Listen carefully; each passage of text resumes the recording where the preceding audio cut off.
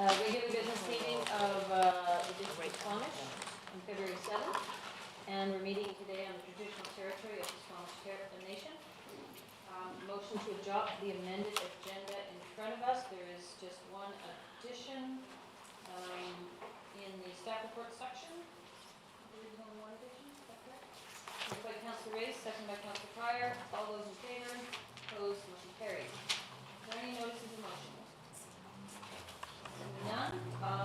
We have our first delegation, or we only have one delegation, and I want to welcome Louise from the Chamber of Commerce to talk about Chamber Week. Thank you, Mayor, Council, for including me on your busy agenda this evening. I shall be brief. My name is Louise Walker. I'm the Executive Director at the Squamish Chamber of Commerce. As the voice of business in Squamish, we have a long, successful history in this community dating back to 1913. The Chamber has been involved in many initiatives, from supporting the development of the highway to introducing the first visitor information booth, and my personal favourite, the first listening booth here in downtown. And as we enter 2017, we're looking forward to a strong and productive era of partnership and collaboration. To recognise the work of the Chamber across British Columbia, the Chamber Network celebrates Chamber Week. This year is February 20 to 24, and we will be celebrating it here in Squamish. A number of events to recognise our commitment to this community, the countless volunteer hours, and the success of both the Chamber and our week as well. So I'm here today to respectfully request proclamation of Chamber Week here in Squamish. Thank you, and open to any questions. Any questions for Louise? I want to thank you, Chamber does do valuable work in the community, and congratulate you on hiring you. You have a bright future, and I'm looking for a motion to proclaim February 20th to 24th Chamber Week. Moved by Councillor Ray, seconded by Councillor Chappell. Anyone else want to make a few comments? Seeing none? Yeah, go ahead. Yeah, I'd just like to say welcome to Squamish, and I'm really pleased to see that the Chamber is being proactive and hosting forums, and thanks for inviting me to talk about the affordable housing issue in Squamish. And through those kind of networking things, it's really great to be able to connect with people who have common interests. So look forward to doing more of that. Thanks for your support. I'll call the question. All those in favor? Opposed? Motion carries. Thank you very much. Thank you. Consideration of unscheduled public attendance. Is there anyone in the audience who would like to speak to council on a matter that is of urgency? See anybody? 6A1 bylaws, first and second reading for District of Squamish zoning bylaw number 2020-2011, amendment bylaw 1009 Aspen Road, number 2508 2016.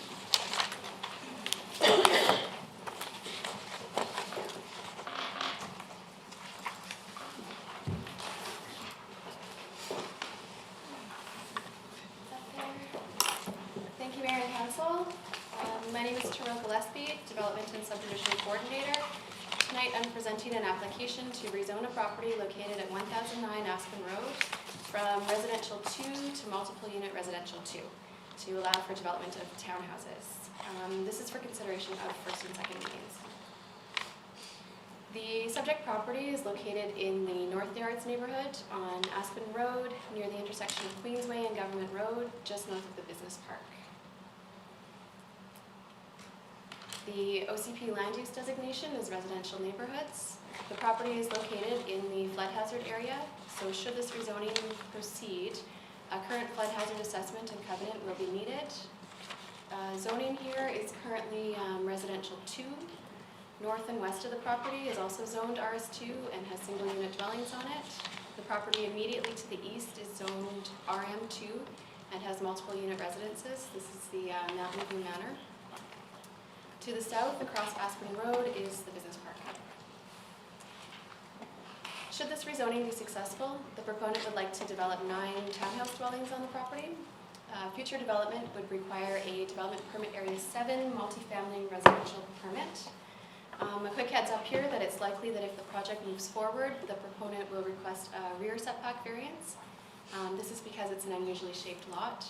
and any possible variances would need to be assessed through the variance process at the time of development permit. So there is a fairly major possible constraint to development of townhouses on this property, and staff recommend that this is resolved early in the rezoning process.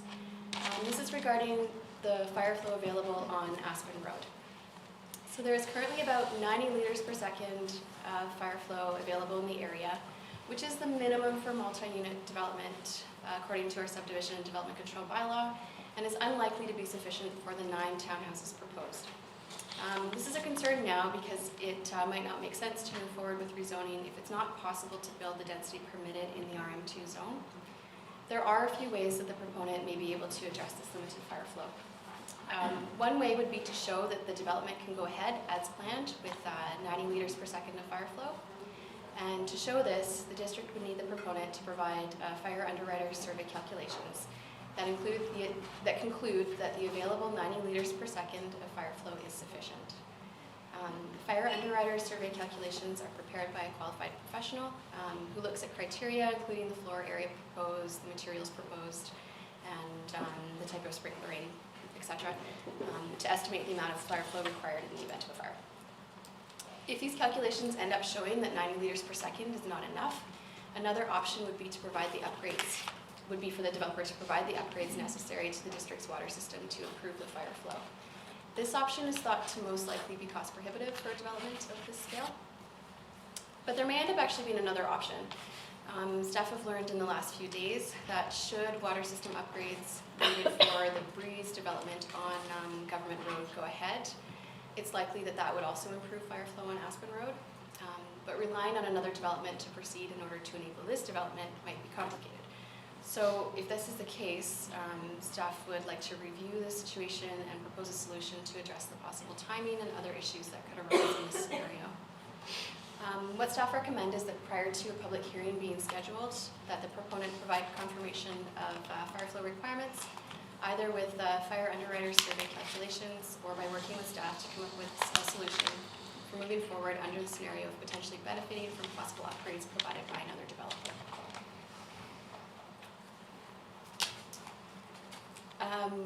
Moving on, another topic entirely. The proponent has offered a community amenity contribution of $6 per square foot of multi-unit development to be allocated as per the interim CAC policy. This proposal meets the interim CAC policy.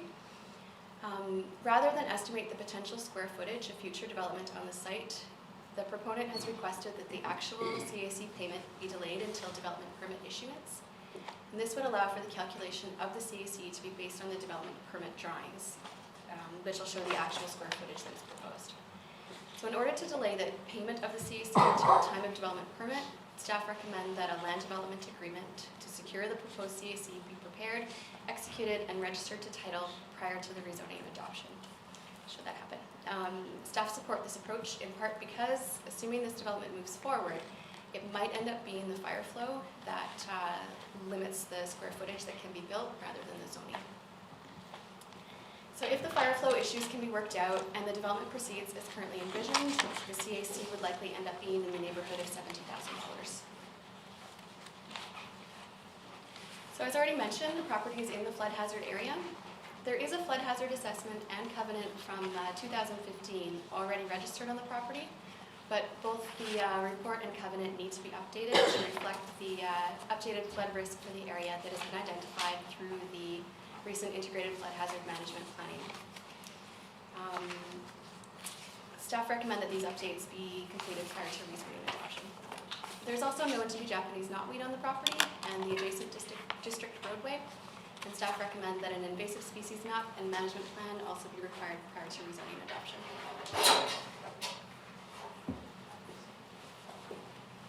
This proposal is aligned with OCP policies that support infill development in a compact urban form that is near arterial roads and transit routes, provides a range of housing in the neighborhood, is located in areas that are already serviced, and that reflects neighborhood characteristics. To date, this proposal has been on the development showcase, and there is a sign up on the property. No comments have been received. If a public hearing is scheduled at a later date, additional notification in the form of letters to neighbors and ads in the paper would be completed as per provincial requirements in district communications policy. So staff acknowledged that the fire flow issue in particular here has the potential to be problematic, but there are a few ways that the proponent can address this constraint. Staff believe it is in everyone's interest to get this issue sorted out sooner rather than later, to provide both the district and the proponent with the knowledge that the development is okay to proceed as planned. For this reason, staff recommend that if council wishes to proceed, the proponent work with staff to confirm water service requirements and possible solutions prior to a public hearing being scheduled. Thank you. Thank you. Councilor, are there any questions for clarification purposes on staff? Councilor Red. Thank you. It's concerning the water. So today, if you put a meter on the pipe on the main that goes in that area, would you find that minimum level 90 liters per second? Or is it a function of adding 9 units to it that drops it down to that level? And is that solved by, for example, only allowing 5 units instead of 9? Is that the kind of thing that would make a difference to that fire flow? Yeah, I'm not an engineer, so forgive my layperson's language here, but yeah, there's approximately 90 liters per second available in the area, regardless of what happens on this site. And that, usually at the time of servicing agreement, there would be these fire underwriter calculations done that show what a building that's proposed on the location would actually need. And if what ends up being proposed needs more than what's available, that's when you look at having to do upgrades. The engineering department here recognizes that 90 liters per second is typically not enough for about 9 townhouses. So yes, it could mean that only 5 could be built if there's no way to increase the fire flow beyond 90. Well, and so that would generally apply then to any redevelopment in that area, for example, along Government Road towards the tracks, or I guess anything around there, perhaps even industrial. The whole area right now is just borderline water flow. Yes, I think, again, forgive my planner's perspective here, through the work that's been done on the district's water system, yes, there are many areas with deficient or low fire flows that may not be enough for rezonings in some cases, or even ones already zoned. Councilor Yeah, now, Kent. is there late Councilor comers? Pryor, Oh. Councilor Kent is Oh, first, sorry. then Councilor. Thank you, Tim. How might the breeze affect that development, because they're about a quarter of a mile apart in the road line? Through you, Mayor Hanson, I just have some preliminary work from the engineering consultant working on the Breeze project, and it shows that the upgrades that maybe end up being required for the Breeze, and this isn't yet solidified, would actually improve fire flow throughout quite a large area, including on Aspen Road. Councilor Pryor. Thanks. Yeah, sorry about that. Now, is there a latecomers on pipe? Yes, if the developer for 1009 Aspen Road ends up needing more than 90 liters per second, and they end up benefiting from any upgrades done by another developer, yes, they would owe latecomer payments to that So if the developer. Breeze did a bunch of work and then it Yeah. benefited this, there would be some cash There would be going there. latecomers, yes. Yeah, because I know there's a couple other things in that area being looked at. Now, what about road frontage? How do you deal with the road frontage on that? So the frontage for this project would be dealt with at the time of building permit, when the subdivision and development control bylaw comes into effect. Yeah, because it's kind of a triangular shaped piece there, so. I was gonna have a question. Oh, I yeah, forgot. please, go ahead, no, go ahead. So it says in the report that the subdivision happened just a year and a half ago or so on that, and you indicated that it's an odd-shaped lot, and that's why likely there's a variance down the road. I mean, it was just subdivided into an odd-shaped lot, and they're looking for a variance on that back lot line, so I'm just, I know it's not part of this necessarily, but it will impact the developer's decision in the future on why did they draw an oddly shaped lot line to begin with, only a year and a half ago. And they should realize that that will minimize their buildable footprint. More of a comment than a question, I guess. Councilor Kent. Oh, and also just of note that there are, right beside that development or proposed development, there are, I think there's two actually, daycare units in there. One that I know for sure, but I believe there's two, right adjacent to that. Does that have any bearing on the rezoning? Just trying to. I don't think so. Okay. That's pretty clear. Councilor Chappelle, did I see your hand? No. Anybody else have a question? Councilor Chappelle? I just think this fits in as it is before public hearing, that I'll move it if, with the recommendation, I think it's fine to, You think you're going to move first and second reading and including the qualifiers? I think that's fine, they have a lot of conditions to meet, and. So is that yes? That is Okay, yes. is there a seconder? Seconded by Councilor Pryor? Can I comment? And I noticed 9 units, 11 parking stalls, so I'm nervous about these 1 parking stall per unit regulations that we have, so, I mean, I don't know how you improve that, but it makes me nervous having 1 parking stall per unit, and if you look at the aerial map, there's a lot of cars parking on that road now. Anyway, but I supported it to go to second reading, or to come back to us. No, they would have to meet with all their parking requirements, correct? Yep, at the time of development permit, if any variances are being applied for to the zoning bylaw, that would need to be included. Thank you. Any other questions or comments? Councilor Reyes? Yeah, no, I'll support this first and second reading. Generally, in my view, it is consistent with the neighborhood, right next to multifamily and a bit of a transition to single family. So I can at this stage support it. I think the conditions are obviously very important, and certainly the water. That's a critical component to it. And how that resolves, well, I guess we'll just wait and see. But anyway, I will vote in favor of the motion. Councilor Chappelle? Thanks, and I will give the same comments. I was gonna actually give the Councilor Grace diatribe as it meets all of the conditions, and to move it to first and second, and then to. You just did. Exactly, and as far as multifamily, but I do have a lot of concerns with the design and with the road and everything else. And I've been looking for something a little bit more interesting when it comes back. And I will also look for public feedback on the form and shape and character of And just to confirm, part of that is a public hearing on, are we setting the public hearing date? We're not on this one yet. Okay, so that motion for a public hearing date will come back to council. Okay, I'll call the question. All those in favor? Opposed? Motion carries. Next up, we have first three readings. First up is District Commission Sewer Rates and Regulation Bylaw 404, Amendment Bylaw number 2519-2017.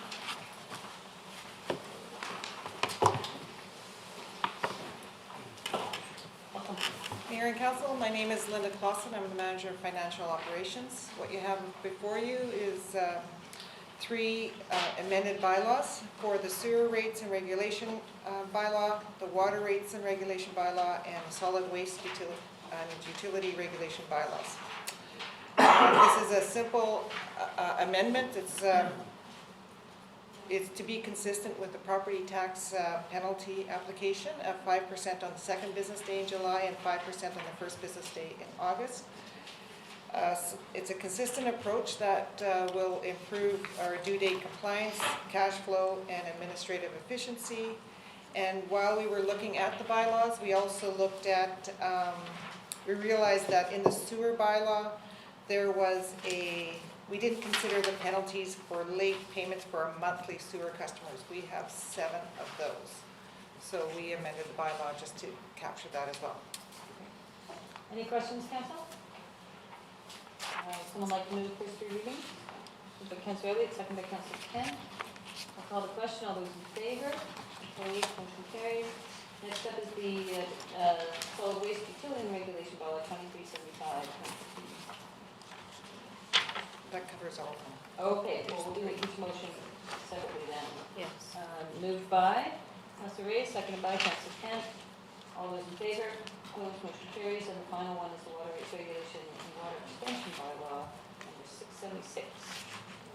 Moved by Councillor Pryor, second by Councillor Reyes. All those in favor? Opposed? Motion carries. Thank you. Just comment? Sure. Yeah, just for everybody, and I've heard it lots of times myself, you know, the water rates are equivalent to like a cup of coffee a day, and I always think, you know, if I take my house, how much showering and dishwashing and all that kind of stuff happens.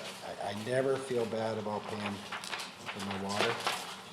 And our solid waste and sewer stuff, we're ahead of most communities in British Columbia on our status, our master plans and everything like that, so I never mind paying a little extra on that.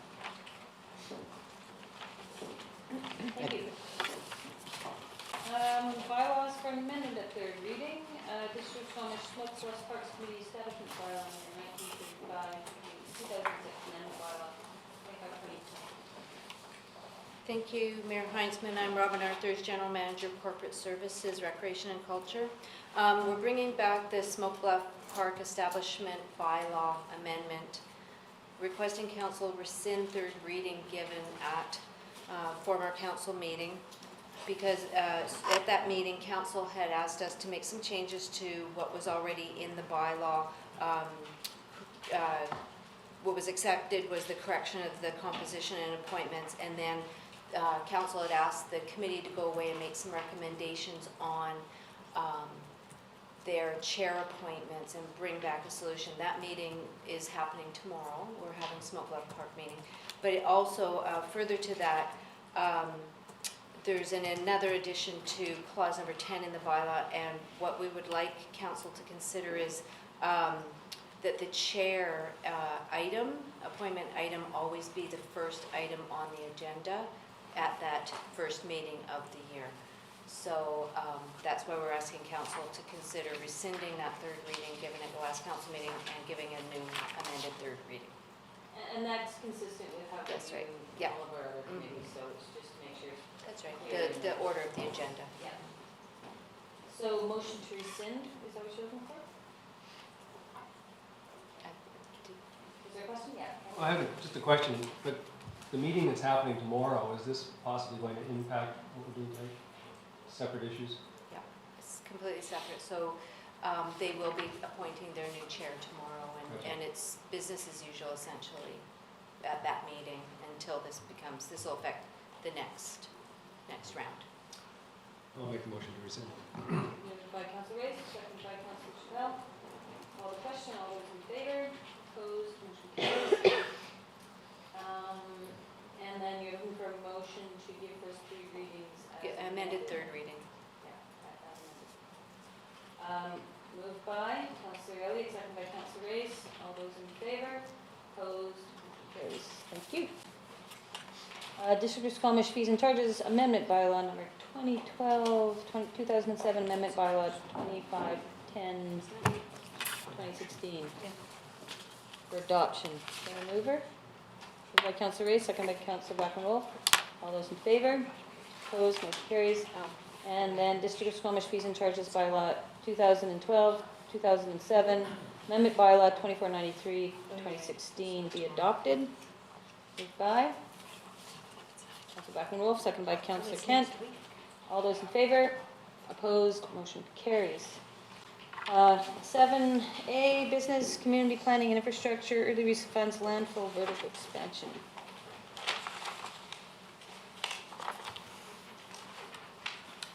Thank you, Mayor and Council. I'll speak very briefly to this project. This is the plus or minus $5 million, part of the plus or minus $5 million project for the vertical expansion. We've already, subject to Council's prior approvals, got started on the design work that's already underway. That's moving us towards a tender that will get us on the actual construction work. To make sure that we have enough to keep the consultant busy and keep us on the very tight timelines that we have on the design work. The engineering department's just looking for the amount of $50,000 for early release, so we can keep the design work moving fairly quickly. Moved by Councillor Race, seconded by Councillor Pryor. Any comments or questions? Seeing none, I'll call the question. All those in favor? Opposed? Motion carries. And item 7A2, which is our late addition to the agenda. Jerry, did you want to speak to this briefly? Yes, Sarah actually put together a few slides. This is part of our ongoing OCP engagement and consultation, particularly with the First Nation. We're really starting to get into that on a staff-to-staff level. As you can see, we're into the phase 3. We're getting close to having a draft plan ready for council to consider. So we're looking to get started on more earnestly on the consultation and the engagement with Squamish Nation. Best practices from the province recommend that this is done by council motion in a more formal sense than just staff deciding how we'll go ahead with this. So it's part of getting sort of a more formal sense from council about how to proceed with the engagement with our major partners and stakeholders. So I say we're right now, we're sort of well into phase 3, getting close to phase 4. So we're looking at, we have already started staff-to-staff discussions on the OCP. So we're looking sort of late February to get council and the Citizen Advisory Committee review of the draft before it goes out to the community sort of in March, and then the initial referrals to First Nations, to the school district and adjacent municipalities being the regional district, which are all statutorily outlined. Then into mobile engagement, summarising in April with the advisory committee, and then May, June having a full draft plan that we're ready. And at that point, we're hoping that we can get a council-to-council meeting on the draft plan prior to more formal agency referrals, and then we're really into the final part of phase 4 through June through September. So the motion, I won't read it, but essentially it says to provide meaningful opportunities that council directs staff to refer policy directions and draft core content to Squamish Nation, Tsleil-Waututh, School District 48 and the Regional District for joint consideration. These are all the entities and agencies or our partners in case of the First Nations that we are statutorily required to circulate our OCP to. And then, so those, we cover off some more direction from council in an explicit way, and then the last one is that an invitation be extended to the Squamish Nation and Tsleil-Waututh to meet council to council, a point at which we can try and schedule that in the future. I'm just wondering if we want to make that clear. That last piece, it says extend invitation to Squamish Nation and the Tsleil-Waututh Nation, implying all its members, but this is intended to be a council to council. That's correct, yes. Okay, so maybe we'll just add the word councils, respective councils or whatever. Okay, any questions on this? This is a formality and a very clear legislated referral process, so we want to make sure we're doing this properly. So does anyone want to move that? Moved by Councillor Race, seconded by Councillor Kent. Any questions or comments? Seeing none, I'll call the question. All those in favour? Opposed? If any, motion carries. Thank you. We have 3 correspondences for action. The first one from Mr. Eric Anderson, and there's a recommended motion that the correspondence received from Eric Anderson of the Squamish and District Forestry Association regarding the definition of the Port of Squamish be referred to staff. Moved by Councillor Pryor, second by Councillor Kent. Yes. I mean, it does make a lot of sense, what he says in there about the port and all that kind of stuff. Considering we're looking at our marine strategy, that definition's have to be right. I'll call the question. All those in favour? Opposed? Motion carries. There's correspondence from Bev Blackett requesting the installation of garbage cans at the end of No Name Road, and there's a recommendation that we refer this to staff for consideration and response. Moved by Councillor Kent, seconded by Councillor Chappell. Councillor Kent? If I may. Yeah, I read Bev Blackett's, excuse me, I read her email. And what she was actually proposing in that letter was to have us put on that little slice of land at the end that's No Name Road, which unfortunately does not belong to us. CN. Yeah. So I'm hoping that maybe something that we own adjacent to that, we could put some trash cans on. It's more for collection of dog waste, is the appropriate term, I guess. Yeah, I think the intention of this is to basically go out, I mean, there's likely many spots in the community that need this, and this will be put into that priority listing and evaluated based on all the other needs in the community too. It may percolate to the top, absolutely, but we have only a budget to do a certain amount. Mr. Buxton, do you want to comment further, or? Yes, there are the road allowances on Edgewater or No Name give us some space at the side of the concrete curb we can place containers. I checked, we don't actually have any in stock right now, they're about $1,700, so we'll see if we can either relocate one or, I mean, buying one new, there's a bit of delivery time, so it's not going to happen immediately, but I've already sort of pushed this with Public Works to see if there's what we can do in the short term. Thank you. Thank you. I'll call the question. All those in favour? Opposed? Motion carries. And then there's correspondence from Colette Morin at the Glacier Air. They have their Women's Aviation Worldwide Week coming up, and as part of it, they're trying to bring in a big, cool airplane thingy. Sorry. Super cool. But in order to do that, because it's big, they need, or it's a special, they need a resolution from council, basically sending a letter to them saying that we permit this to come and fly here.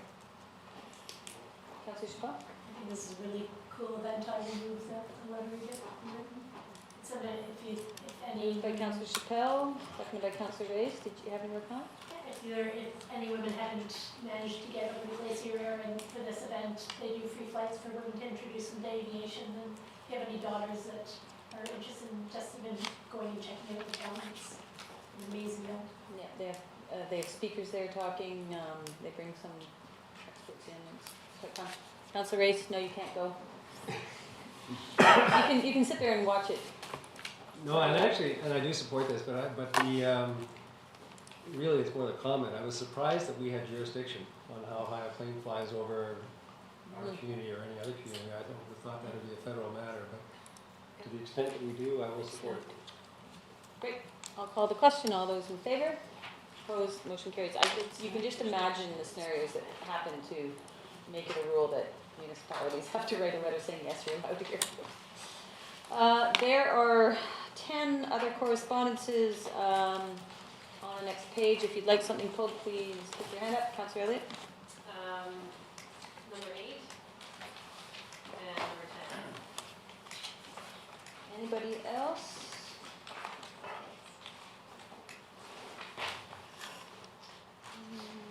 I wouldn't mind pulling number 1. Anybody else? Okay, number 1. So this was a correspondence from Tourism Squamish on pedestrian crosswalk in and around the Adventure Centre.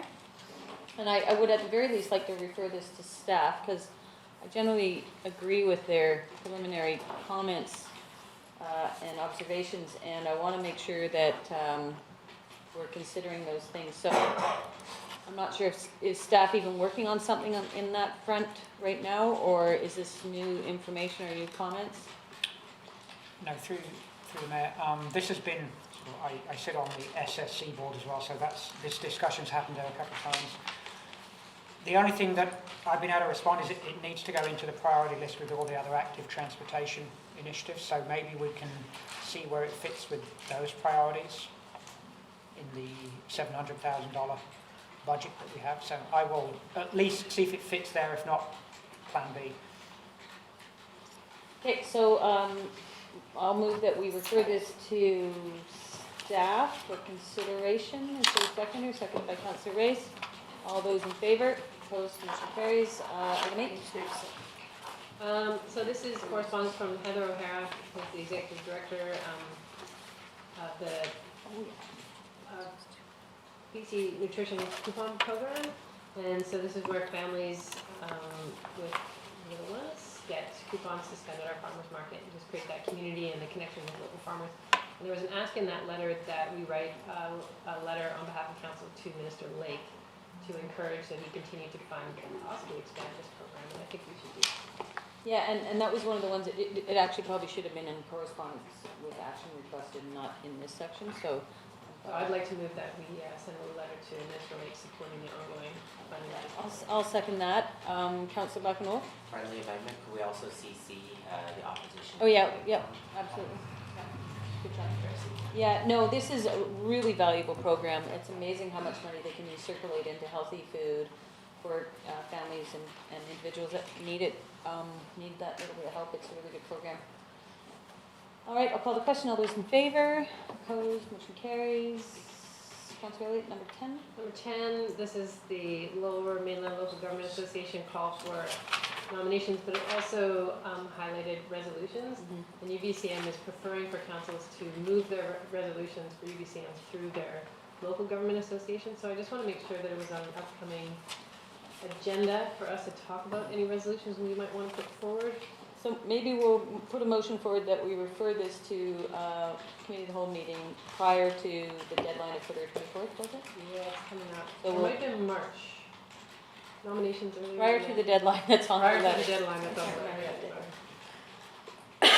Okay, Councillor Elliott, you move that? I'll move that. You seconding that, Councillor Pryor? Yeah, go ahead, Councillor Pryor. Yeah, thanks. I thought 8 was 6. Just the letter of 6 correspondence on the, Okay, We've got to- let's vote on what's in front of us. If you want to Okay. pull another letter, you can tell me. I do. Okay, I'll call the question. All those in favor? Opposed? Motion carries. Councillor Pryor? I got the food ones mixed up there.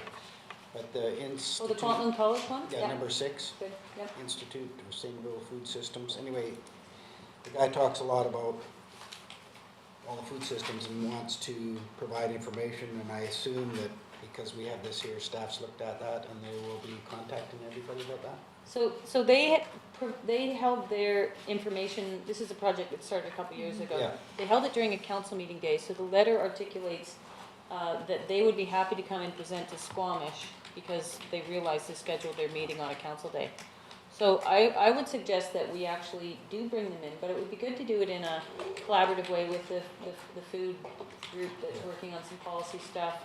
And so we'll schedule something, so maybe we'll entertain a motion that we extend an invitation to Kwantlen Polytechnic University Senior Research Institute for Sustainable Food Systems to come and present to council a date to be determined. That's moved by Councillor Pryor. I'll second that. Call the question. All those in favor? Opposed? Motion carries. No other ones? Seeing none, I'll entertain a motion that we receive all the correspondence. Moved by Councillor Ray, seconded by Councillor Elliott. Can I comment on one? You usually pull it to comment, but go ahead. And it was one we had today, and I didn't do it today, but it was on the Seniors Housing Society Polygon 3rd Avenue development. And it's in the minutes on, Which letter are you pulling? well, this is minutes, right? No, Approval we're receiving the letters. Oh, okay, I'll wait. Okay, I'll call the question. All those in favor? Opposed? Motion carries. We have Committee of the Whole meeting minutes for January 17th. Special business meeting of January 17th, regular business meeting of January 17th, Committee of the Whole meeting of January 23rd, special business meeting of January 23rd, special business meeting of January 24th, special business meeting of January 31st, and the recommended motion is that council approve all those minutes. Moved by Councillor Elliott, seconded by Councillor Chappelle. I'll call the question. All those in favor? Opposed? Motion carries. Yep, let me just kind of go, why don't we do business arising from those minutes now, and then we'll go into the motions, yeah? It's actually not on that list. It must have been the last time when I was away, but it's something I want to really talk to you about. Okay, then let me hold your thought because it's not where we are in the agenda. I will try to figure out what is it you'd like to talk about, because, Well, it's in the minutes to the Community Development Standing Committee meeting minutes. earlier today, you mean? Well, it was in those minutes earlier today. I thought it would be on here. It's not. So there's just one topic on there I really want to talk about. Let me just put you on hold for a minute, and then we'll find a place for you to address that.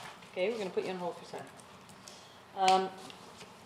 Recommended motions, there is one from the Committee of the Whole meeting of January 17th. The council support the bike park project as proposed by Ron Goldstone at the Committee of the Whole meeting, and that staff put together a license agreement for council's consideration, and further that staff bring back funding options to help support the required infrastructure for council consideration. Moved by Councillor Chappelle, seconded by Councillor Elliott. I'll call the question. All those in favour? Opposed? Motion carries. Mashiter feasibility study, that the District of Squamish received the Mashiter Creek Hydroelectric Project feasibility study for information in the District of Squamish not pursue at this time the Mashiter Creek Hydroelectric Project. Got that backwards, but moved by Councillor Elliott, seconded by Councillor Race. All those in favour? Opposed? Motion carries.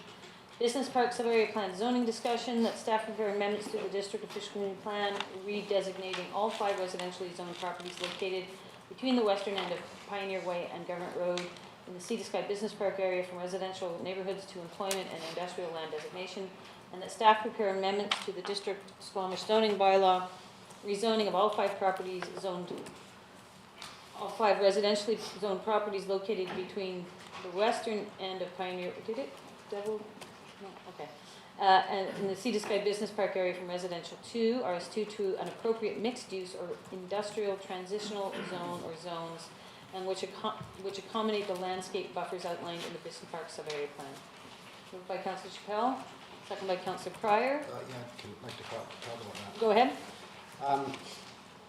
Now, I see 4 properties zoned residential, and one, I mean, if we're looking at that whole corner, one of them zoned light industrial, and 3, 4 are residential, R2. So I'm hoping that it's a kind of a typo in there, and that all those are included that light industrial to make it part of that parcel. And anyway, I just know, I've talked to the owners of one of those parcels recently that's, anyway, it talks in here about the 5 lots. There's 1, 2, 3, 4, 5. The 5th one is light industrial. Are we including that light industrial on with the other 4 to put it in this same kind Are of? you talking about the one that's the district-owned one? No, it's not owned by the district. It's owned by a private landowner, and it's, Gary, can you put the GIS up on the, Yeah, it might take a minute to. it's just, you know, let's keep them all together, and not keep one out. let's make sure we know what we're talking about. I'm gonna just table that for a moment, that motion for a moment. While Mr. Buxton gets that up there. We're on to Woodfibre LNG tax negotiation consultant proposal, that a separate line item in the for a Woodfibre LNG tax negotiation consultant proposal be put in the budget, be funded by donation in the amount of $35,000. Moved by Councillor Race, seconded by Councillor Kent. Yeah. Go ahead, Thank you. Councillor Race. And I just wanted to make a comment about this because there's, I think, 2 parts to this. The first is whether or not we have a consultant engaged for this particular issue. And on the face of it, the tax agreement might be relatively simple in some levels, but these things are not common in British Columbia. This is not unique. I'm aware of a couple of others in British Columbia, and there's apparently a few others across Canada, but they're certainly not common. And I think this is potentially a very large agreement in terms of dollars, very important for our community, and I think it's going to be important that whatever solution comes out of these negotiations, that it be very robust and accepted by the community as a whole. It is a politically charged issue, as we all know, and I think that the more investigation and due diligence we do in the course of it is going to be very important for the community. The second is the payment for it. And in my mind, as a matter of principle, it is appropriate for the proponent to fund this Again, I don't think this is unique. I think it is our practice, and the other examples are with developers of large projects that come and require more than business as usual from the planning department to facilitate and expedite their developments. And in those cases, they fund the additional planning staff required. So I think this is consistent with that. This is certainly not business as usual for our finance department. It will require extra resources. It is appropriate, I think, as a matter of principle for the proponent to fund that. Agreed. Okay, I'll call the question. All those in favor? Opposed? Motion carries. Squamish Children's Charter, that the district Squamish endorsed the final draft of the Children's Charter and integrated into the official community plan bylaw update. I'll move that, seconded by Councillor Elliott. Call the question. All those in favor? Opposed? Motion carries. And let me do this. No, we'll go to this. So, my understanding, the motion as it's on the floor currently designates 4 parcels on this side that are currently in the OCP as residential, and the 1 lot here that we actually own, correct? Correct. That those be redesignated in the OCP as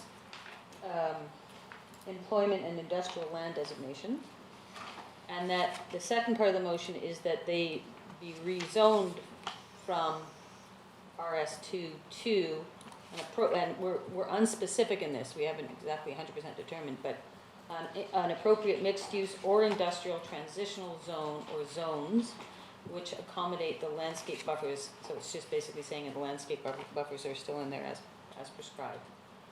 So what Okay. part of that are you Well, not Gary, in if you agreement? go to the aerial shot of that, please. And, boy, mine should be a lot clearer than yours. Anyway, if you zero in, now you see the 1, 2, 3, 4 lots, and then the tree area right there. Okay? Now that tree area, in my mind, should be included with the rest of that bubble. And that's zoned I1 That's currently? I1, and so I'm thinking, how, if we want people to get together in that area and do something nice and unique for that area now that we're densifying it, let's put them together. Let's not leave one guy stuck out. And it just, to me, it makes for collaboration in those properties if you include them. If we leave them out, then it's going to be someone that goes, oh, I'm now zone mixed use, but I don't want that property to light industrial. I don't want anything to do with that. I just think it's being progressive to. Yeah, I hear you. Gary, can you click on the, yeah, so it's one big lot bisected by a road. Could we, in theory, rezone the side to the west and not the side to the east? I think there's a more comprehensive whole thing here. The idea with the motion was to make sure we're charting the proper course for this area. Anyway, Yes, we could, if that, there's no reason. It would be split zoning, but there's a road down the middle of it, it's fairly obvious. Well, it's just, I'm particularly thinking of the bubble on that side, because then it's all one. And I know there's people looking at developing that area, and Okay, so there's current motion on the floor. We can deal with this motion and deal with something on the other piece separately, or bring that other piece to a future meeting that we're gonna probably discuss this whole area at. It wouldn't be, if at first reading, it wouldn't be difficult for council to add to the one legal description, either in part or in whole, to include or exclude from the rezoning. So council could change that now or consider it at first reading. Okay. Well, it begs the question, why wouldn't we do the mixed zoning piece of this resolution all the way across, where we've got I1 there, where it's meeting residential to the north. So we extend it all the way out to the highway. Well, there's a buffer there already, and the intention is, I think this is a big whole other conversation. The idea was to make sure we're moving this away from residential, because it's certainly not the vision for that part of the business park, into a more transitional area. So that was the intention of these 4 pieces that are currently zoned residential. The piece that's currently zoned industrial I-1, at this point, there's no jeopardy of it becoming residential, which was our concern. And so why don't we just deal with the motion on the floor for now? I'll call the question on that unless there's another specific question to that. Are we adding that one? No, we're not adding it, we can add it after, but I'm just gonna deal with the motion that's there. I'll call the question, all those in favor? Opposed, motion carries. Now, Mr. Buxton, is this gonna come back to council at some point? And can we make sure that we're including, like this, we're not rezoning it, we're just setting the motion Yeah, forward we in can that certainly, direction? when we bring it back, is sort of say, okay, you've told us these 5 lots. One option is to do those 5 lots, another one is to do those 5 lots plus this one, and then the third option is to include the entirety from here to here. We'll address that range of options when we bring it back for first reading. Yes, Councillor Pryor? Yeah, so just the one piece on that one bubble is one option. I'm sorry. Could be, yes. Well, just the Yes, one it half, could be. yeah. I mean, I'm just worried about that one piece.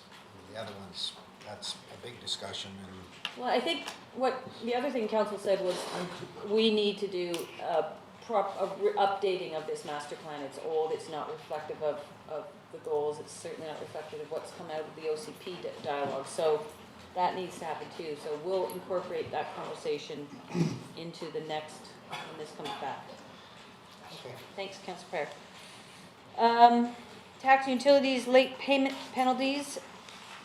I think we just approved this, so. That staff bring forward amendment bylaws for the District of Squamish sewer, water, and solid waste regulations bylaw to incorporate the 5% late payment penalty charge as outlined in the percentage additions to unpaid taxes bylaw 1577 for council consideration. Moved by, might as well just close off this, moved by Councillor Elliott, seconded by Councillor Kent. All those in favor, opposed, motion carries. Recommended motions from the committee whole meeting of January 20. Nope, I missed one. Children's Charter? We did that one. Oh, did we? Sorry. Keep up, Councillor Reyes, keep up. Is the picture distracted me? Yeah, we have Squamish Arts Council 2015 fees and services request that the Squamish Arts Council fee-for-service funding in the amount of $25,000 be included in the 2017 budget. I'll move that, seconded by Councillor Chappell. All those in favor, opposed, motion carries. And general fund special operations budget, marine strategy, that $25,000 be included in the 2017 budget to scope out the marine strategy to be funded from revenue. Moved by Councillor Reyes, seconded by, I'll second that. All those in favor, opposed, motion carries. Is there any business arising from the minutes? There is a regular business meeting December 20th, 2016. Is this the council delayed consideration of the motion at the December 20th, 2016 meeting until the funding source was determined. Council approved $10,000 from the Climate Action Reserve Incentive Program grant for the House on Curling Club for heat recovery ice making equipment. Is that a motion? Moved by Councillor Elliott, seconded by Councillor Kent. All those in favor? Opposed? Motion carries.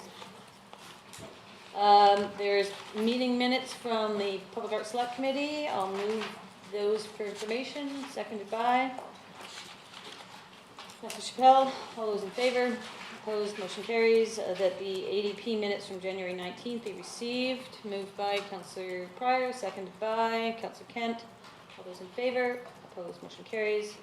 Public Art meeting minutes from... the advisory defined panel. Sure. And I think staff might be dealing with this, but there was just some discussion on the members of the committee that travel from North Vancouver and Vancouver and from Whistler down. In most advisory committees that people are on, that they have to travel that distance, they usually get money for gas. So that's being talked about. Thank you. So I don't know if that's going to be a council thing or if staff's just going to deal with that. I suspect somehow a motion or a recommendation will come to council either way. Whether that's driven through the ADP or if staff's working on that, I don't know. Moving on, Public Art Committee of February 1st, that the meeting minutes be received for information. Moved by Elliott, seconded by myself. All those in favor, opposed, motion carries. There's a recommendation that the district support the Squander Mural Festival and write a letter of support to assist the organizer in obtaining corporate sponsorship. I will move that. Is there a seconder? Second by Councillor Elliott. So Stan Matrachuk came to the meeting. He's wanting to start a mural festival.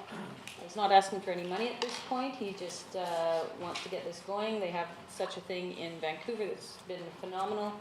And so he was just looking for a letter of support so he can go out and get some corporate sponsorship. A lot of these murals would be on private property. If any of them are on public property, they'd come to the Public Art Committee for the normal vetting process that they would go through for that. Hoping to get it done and sort of implemented in August, September this year.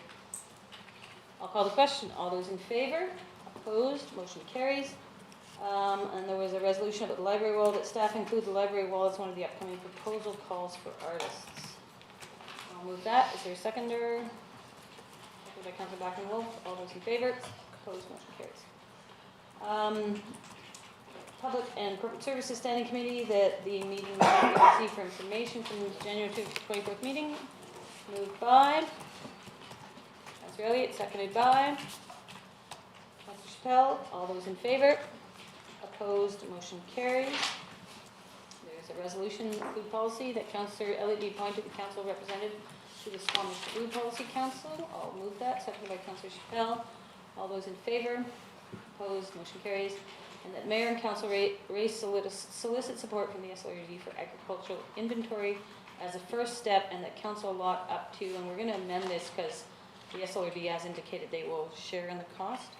So we'll amend this to read $2,500 for the agricultural plan. I'll move that, seconded by Councillor Race. All those in favor? Opposed? Motion carries. Squamish BMX Club, Whistler Blackcomb Foundation grant that the District of Squamish as a qualified recipient act as the receiver of the Whistler Blackcomb grant for the Squamish BMX Club. Moved by Councillor Kent, seconded by Councillor Race. All those in favor? Opposed? Motion carries. There are no council or staff in camera announcements. There was no unscheduled public attendance. Open question period for clarification related to agenda items. Anybody? I want to welcome and introduce our new Economic Development Officer, Kate Mulligan.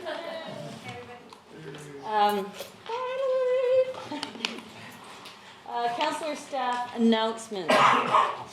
Councillor Pryor. Well, I was going to talk about the minutes on this. Yep, that's actually where I would like you to do that. Go for it. So, a couple of months ago, and I've been waiting for these minutes, this is the first time I've seen them, the Seniors Housing Society and Polygon. Yeah. I declared a conflict on this topic, so I'm not sure what the Pryor's going to talk about, but I'm going to talk about the process in which we talked about this. I don't know if it's... should I? Yes. Go? Okay. I declared a conflict on this topic. Thank you. So... Sorry, you have to explain it a little more than that, sorry. Just for whatever reason. The Squamish Senior Citizens Housing Society is one of my clients. So hold on, Councillor Kyle. Okay. So go far, Councillor Elliott. No, I will. So, and the rest of council will remember when these guys came in,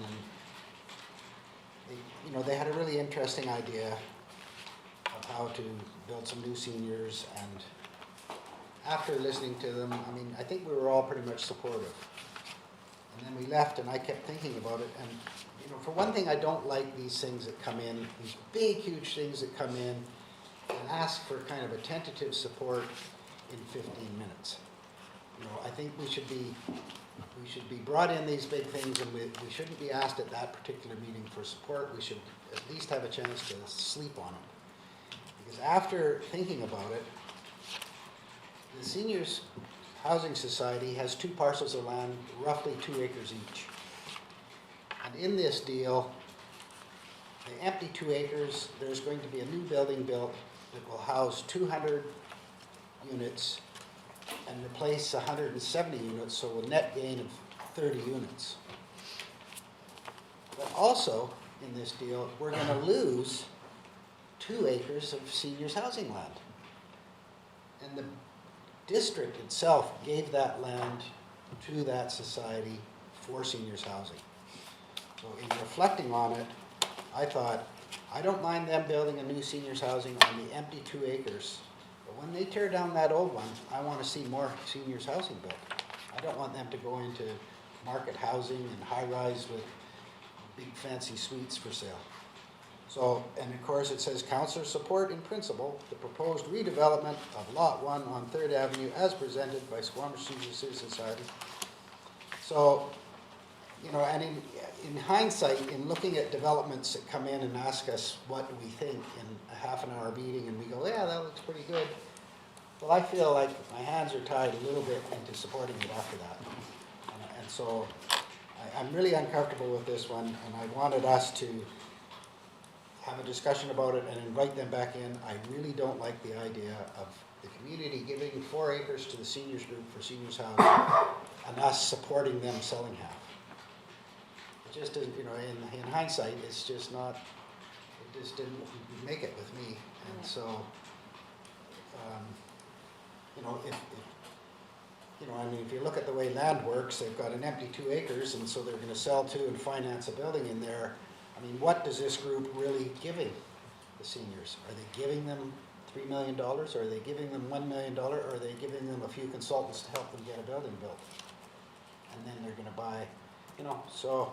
Yeah, certainly when council puts forward these motions, there is absolutely no obligation to approve it down the road. There's so many details and aspects to this project that are not fully fleshed out. We don't have any details. This is not, a motion like this is certainly not a sanctioning or a blessing at all. It's simply, yep, continue to work on it. Whatever comes back is what council will make a decision on. I just wish that I could have said, I support this, but I want seniors housing on that other, all that land is for seniors housing. Whatever deal you guys want to do, as long as it all comes out. And that is certainly a prerogative of council in the future, absolutely. Yeah. It's currently zoned a certain way, that whole parcel will have to come back for rezoning, my understanding, so. Yeah, Councillor just- Race and Councillor Glackenwolf. Thank you. My recollection of that is that the support in principle was for the vacant piece and the redevelopment of that piece as seniors housing, period, and that was the end of it. There was mention of the future possibly including Polygon redeveloping the existing seniors area, the second parcel, but there was no decision made on that to my knowledge. And I can remember making the comment that I'm prepared to discuss it, but I think that was as far as it went. And so I think it's an open question whether it is entirely market, partly market, or entirely seniors in the future. The minutes in here do actually specifically say second building site to be sold to Polygon for development of rental apartments, so it is in the minutes. So it may connotate something, but it's absolutely still at the discretion of council to go there or not. We didn't get that far in my recollection of the discussion. Well, that's why I couldn't sleep thinking about it, because I thought, I can't believe we're giving away that. Shouldn't have gone on a cruise, Councillor Pryor. Well, you know, you can't think of it. No, it was not this motion was brought to a council meeting that you were away at. Yeah. Councillor Glackenwolf. Yeah, I kind of agree with Councillor Pryor on that. And I, you know, in some ways I do think, you know, it does speak to, you know, some work that we will be doing and need to do around our policy around land banking and such, which, you know, this is a decision that was made many, many years ago in terms of the land. But I do want to also back up the assertion that it is sometimes you feel that, you know, you get this proposal and, you know, for us to have to support it, like, I mean, maybe we could say, maybe use different language in terms of, you know, what are the concerns and, you know, that we would like to see addressed, and maybe be a little bit more prepared as a council to, and even as a district, to have an opinion on that rather than, you know, yay or nay. Because I think it's more nuanced than that, and I do think that the devil is in the details. You know, clearly an applicant of that sort, you know, they're a for-profit entity, so that has to be worked into the whole scenario. So yeah, I don't really have an open suggestion right now as to how we're going to fix that, but I agree with the sentiment in general, and I do have some concerns about, you know, if we're faced with this kind of scenario in the future, how we might do it better.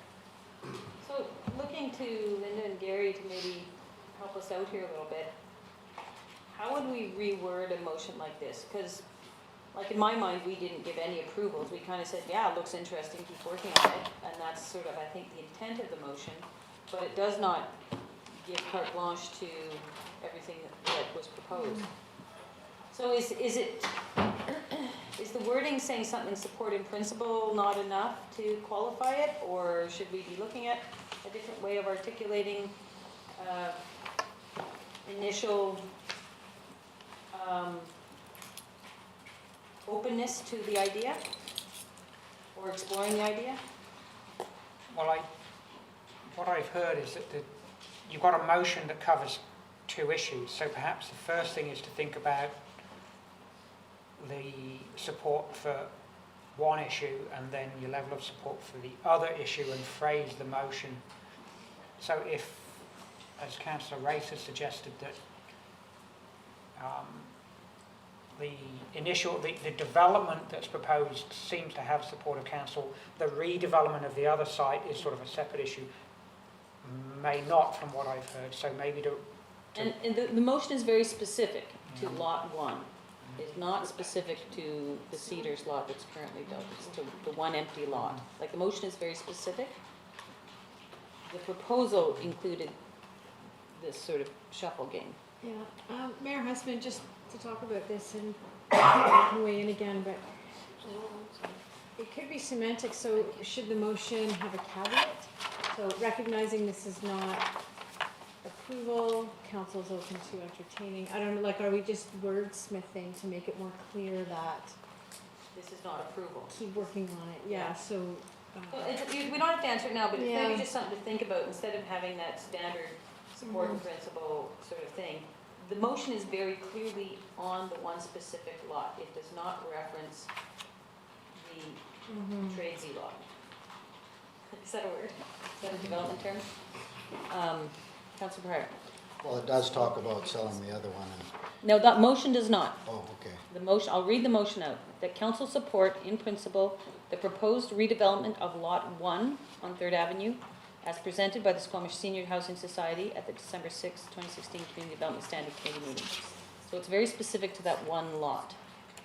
It does not Well, I guess, specify any other yeah, I lot. guess, you know, where I'm hung up on is when they talked about selling the lot, and in reflecting on that, I wish I had said, you guys do whatever you want with that lot, but all I will support is seniors housing on the lot you're proposing to sell. And that's what the motion says.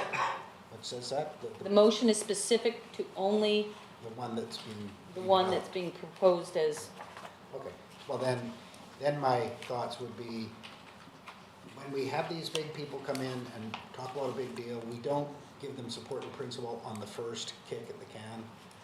We sleep on it and have a quick little discussion about it a couple days later, and then come back, because it's, sometimes there's just too much influence, there's too many people in the audience, and so that is why at committee meetings, those motions get re-ratified at a council meeting. Yeah. You have that opportunity, and we certainly have, will. council have the Yeah. opportunity to actually re-reflect on the motion that was discussed in the committee meeting.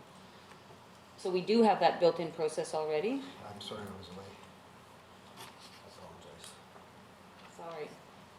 But I appreciate you bringing it up, thank you.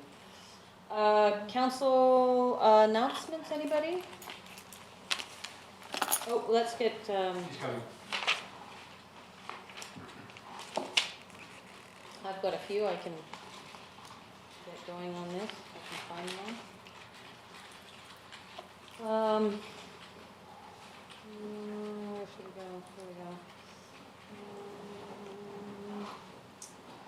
So why don't we start off with this morning. We had Quest students come to council. It was a class, and they presented on affordable housing. They had broken up into 3 groups. One talked about how we can collect real data on housing issues in the community. They talked about how so much of when we talk about affordable housing, it's very anecdotal. Everyone's got a story. Everyone knows someone who can't find a place or sold their house for a lot of money and left town and bought a cheaper house somewhere else. That one's got a story, but to quantify it in terms of data-driven decision-making and analysis and understanding, they had some suggestions on how to do that. In terms of surveying employers to understand employee housing needs, surveying realtors and the realtor clients in terms of understanding who's coming here, why they're coming here, what they're paying, why they're leaving, why they're selling. And then they also talked about creating essentially an open data portal whereby people can not only sort of access it like our open data portal, but actually be able to input data in there so we can actually generate some critical mass of information to be able to make decisions and understand the issue a bit better. Did I encapsulate that pretty well? Those were the three main things that group talked about. What's that?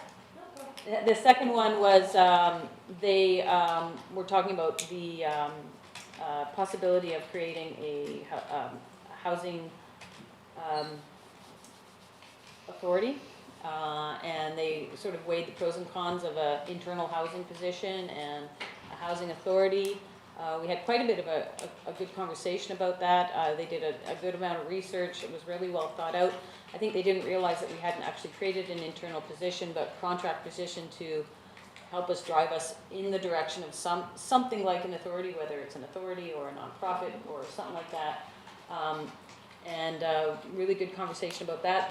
We have their information booklets if anyone's interested. And then the third one was... Can I comment on that one? Sure. That's where there was a lot of discussion and it was really good dialogue. So they basically proposed an independent Squamish Housing Authority, and they did quite well. They had looked at all the recommendations of the Housing Task Force, which was really exciting, and then they did propose a different structure to manage housing in Squamish, which I found really interesting. And I'm a big proponent I agree with having a housing authority, and I know that there's a lot. They also disagreed with having the position and moving the position funding into a housing authority instead, and removing the politicization was a recommendation. And so I found that really interesting. The group was really forthright in their opinions, and they laid out the pros and cons, which I found really interesting. Yeah, no, it was really well thought out. I think we had already sort of come to the conclusion that it wasn't going to necessarily be an internal position, and but the analysis I told them I really like to see as an understanding is pros and cons of a housing authority versus pros and cons of a land trust sort of framework versus pros and cons of a nonprofit development company or nonprofit group delivering that. So in terms of bureaucracy, in terms of costs, in terms of all those things. So they did a really good job, and we'll make that available to people. And they didn't, anyway, I think there's a cost analysis that has to be going in there. One of their rationales for the housing authority was you could have more people working on more stuff. Well, yeah, absolutely, but costs are associated with that, and you have to get the critical mass to be able to pay for that. And, there's a bit of a time frame to get there and a commitment to get there financially. And then finally, one more comment sure. to that. All of that, absolutely. And but what was really interesting is their assessment of other housing authorities, and they had decided that the housing authority, they looked at independent housing authority through looking at various models, and not just throughout Canada, but in the United States, looking at what worked, what didn't, and what was the fastest way to move units into Squamish. And so I found it really interesting that they had looked at all these models and decided, as the mayor says quite often, is that, a housing authority is just a name of a way, and Doug also mentioned this, that a housing authority is a way to manage units, and that they had come up with a really good model on how to manage units, and they thought that for the cost of one municipal employee, you could possibly get more volunteer positions and a board with 2 employees on top, with 2 full-time employees on top of that for the cost of one municipal employee to start bringing in units right away. Yeah, we didn't follow that thought down to whether it was actually No, feasible there. exactly, and I agree with you that there needs to be quite a bit more data. But it was a great start, yeah. And then the third one was a group brought forward the idea of a micro home community or area zoned, and the possibility of bringing in a special zone for micro homes because they don't quite fit under any of our current zones, and that perhaps we could consider actually creating a micro home zone. Councillor Blackman-Wolf and then Councillor Pryor. Yeah, that's great to have always some additional research done. That's good. And I hope that maybe we as the district might be able to reach out, and I know there was interest from the chamber in being part of the solution as far as that data collection. And that was one of the things that I highlighted when I was there, was that we need to work with employers in town to actually collect that hard data. Yeah. So if we have like some pretty refined methodology already proposed, then that's great, and I would suggest that, you know, we get that to the chamber as soon as we can. Yeah, and they used a questionnaire as an example that Whistler Housing Authority uses already, that they actually send out through the municipality to employers, and we could work through the chamber to do the exact same thing. And I'm sorry I couldn't be there. I'm just wondering, did they discuss though the difference between, you know, communities like Whistler, where, you know, it's about, there's a large employment center and there's a challenge with getting people to be able to afford to live in that area and work there, versus Squamish, which is a bit of a hybrid, all different model where we have a lot of commuters and community. And did they talk about that and what the They implications were? referenced it a little bit in terms of in terms of the data collection, to be able to really understand where the need is for the affordable housing. It's you know, and you can make the determination then it's people working in the service industry or people working seasonally in the tourism industry, and you can pinpoint exactly where the need is for people to find affordable housing here. So they did talk about it a little bit. They didn't drill down too far into that. I haven't read through their whole pages yet, but in the presentation. No, I'm just gonna put in my personal opinion on the micro housing. So how do you control, like, what jurisdictions did they suggest you would do micro housing zoning, and does it actually lead to affordability, or does it just drive up land prices? We didn't. I don't think they got into that. Yeah, they talked about different choice. You know, people lifestyle choice. We did talk about the challenge with the value of land and that type of thing, and they were encouraging the district to use district land to do it because likely no developer would do it, and council should have brought up that point that it would be. But we did talk about how do you enable it in a laneway situation versus having to build a, you know, something on top of a garage, for example, if you just want a lane. Floodplain issues, they talked about the challenges with floodplains, they talked about the challenge with building code and all that sort of thing. So, yeah. But it was really, they're just so smart and so engaged, and they all did a fantastic job, and I love it when they come. Yep. Yeah, I know how smart they are. I've got a house full of them. Anyway, the microhomes, I get such a kick out of microhomes. I mean, trailer park, just take the wheels out from under them. And there was a movement 15 years ago to start eliminating all the trailer parks we have in town. It was put on hold. I think, were you on council back then? And I know my dad at one time was planning on some acreage he had. He thought, oh, I'll put in a bunch of trailers. Absolutely not. Nobody wants it. Fast forward 30 years and they're putting in tiny home developments. You know, tiny homes, a mobile unit, right? But we could take some district land. We could work with the First Nations and find a piece. And we could allow a bunch of them. It's not brain science. Find a piece of property, throw the zoning at it, some rules with the zoning to allow tiny little lots and allow them, and we would have them. They did talk a little bit about the aesthetic and the philosophical difference between mobile homes and micro home movements, so that was definitely addressed. Anyway, I think that's about it. I'm sure there was other stuff. There was, oh yeah, I want to congratulate the Eagle Watch. I went to their year-end celebration last weekend, and Eagle Watch is just such an amazing program in the community and provides such a fantastic value-added educational service for all those people visiting our eagles and our community during the winter. They do a fantastic job. Councillor Elliott? Yeah, on February 1st, the mayor and I were at the official opening of the new children's area in the library. And it was well attended because there was cake, but also the mayor read Chris Hadfield's storybook, The Darkest Dark, which was very engaging for our young audience. They had a lot of questions, which was really Constantly through the whole reading. the whole book. Why? How did he do that?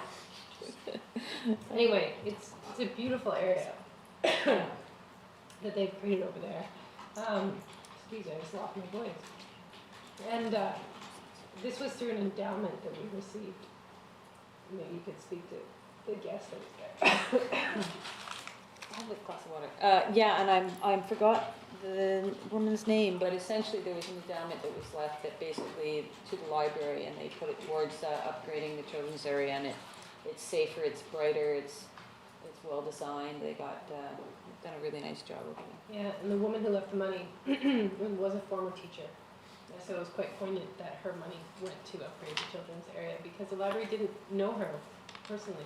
You know, it was just a gift, and so they were very grateful. And anyway, the kids love it. It's a great place for the kids to hang out now, have comfortable chairs and places to work. So. Councillor Pryor? Well, I got one. I got to go to Robbie Burns Day because the mayor wasn't available that night, and so I volunteered because my sister was going with her boyfriend. Well, no, because you're acting mayor and you have to go. I didn't have to go. Anyway, I've never really thought too much about Robbie Burns, and I'm thinking, what am I going to say? You know, I have to have a little spiel ready, and I start reading the life of Robbie Burns on this thing on our plate. And the guy died at 37, but what I found was really interesting is that the place was full, a lot of really big guys with their kilts on, a lot of bald guys, and the Scotch was flying, Oh, yeah. and they were reciting all Robbie Burns poetry.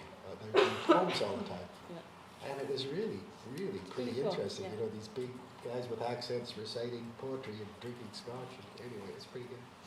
Yeah, no, it's always a good time put on by the Masons, and they it's always fun and it's always good food. You got to eat the haggis. Oh yeah, no, I didn't. I've been to it a number of times. I was regretfully couldn't go. They had the final of the Winter Eco Festival at the Brecondale Art Gallery, which I've And missed then for the there's- last 3 years because I've had to go through Robbie Burns dinners. There's an aquarium. I just reading one of my emails I got this afternoon, and the aquarium is launching Ocean Week in Howe Sound Division on February 16th, 7 to 9 at the Vancouver Aquarium. And so that's Ocean Watch Howe Sound Edition.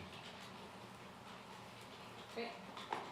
Go ahead, Councillor Spell. Thanks. I just wanted to bring up a letter that was sent by the library by Estelle regarding our budget that I'm hoping we'll move to. Are we having another budget talk? Here shortly? So yeah, we move that into the budget conversation.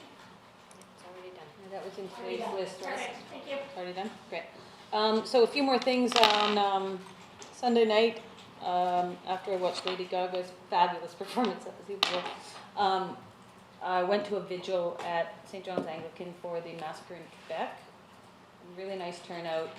It was put on by the Multi-Faith Society, or just brought together.